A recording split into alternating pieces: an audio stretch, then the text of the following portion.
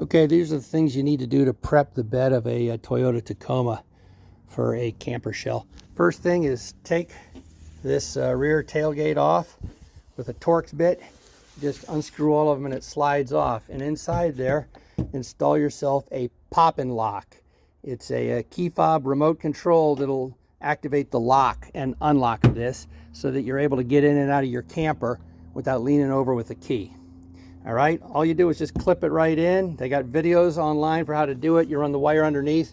The hardest part is crawling around and running the wire up to the front of the car and hooking it with zip ties, popping it out through a hole that's right over there, run it along here.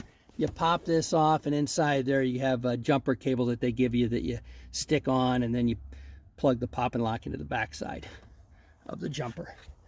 All right, that's a great little thing. The next thing you do is you pop off all these railings. All you have to do is get hold of here, right here, flathead screwdriver, just slide it under and just work your way along. Pop, pop, pop, pop. In the top of this is about 20 holes, big ones, size of my thumb, that the clips fit in. Get yourself some aluminum, 2-inch aluminum foil tape, run it on there, or you could use butyl tape on this side and maybe this side here. But aluminum foil tape covers all those holes. Stick it all down, and then you can see here, maybe a little bit, there's some right there. On the bottom side of this, I ran a bead. It's got spacers here, so it sticks in like this much from the actual metal. So you can't put it on that side. The only place it really makes contact is right in here in this curve. So I filled this curve with Sikaflex 505. UV resistant. That's apparently the one. And I ran it in and then put it in and just pound it all down with the rubber mallet. Boom, boom. You push through the foil. Now it's all sealed from dust and water. Both sides of that. Here I installed a rock block. Normally they have you just cut it, but it leaves these big gaps like right here. So I also got from ESI this same company that's rock block.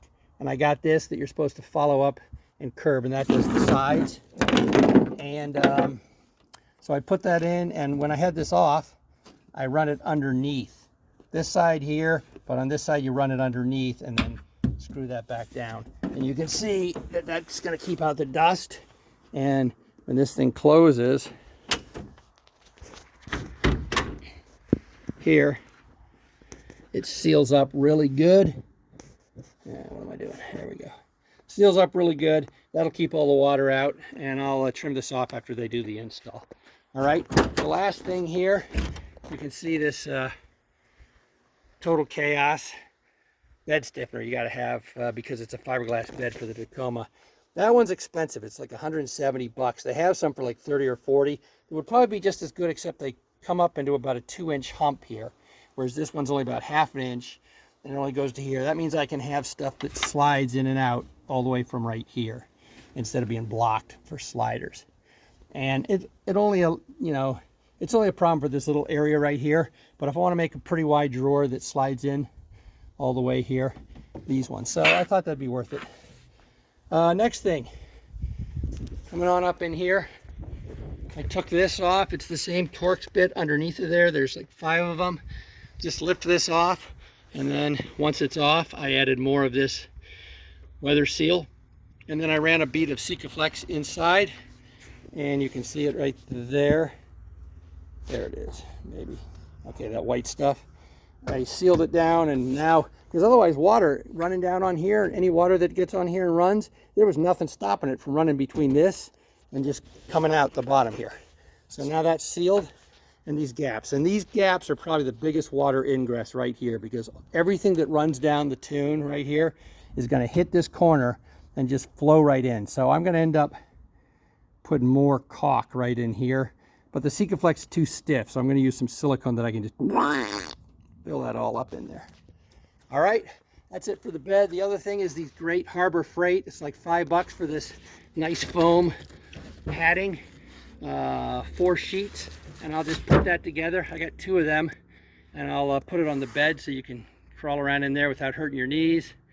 I'm going to build something with that wood. The last thing is I did the 400 watt anytime modification that so I can have 400 watts coming out of there when I'm driving.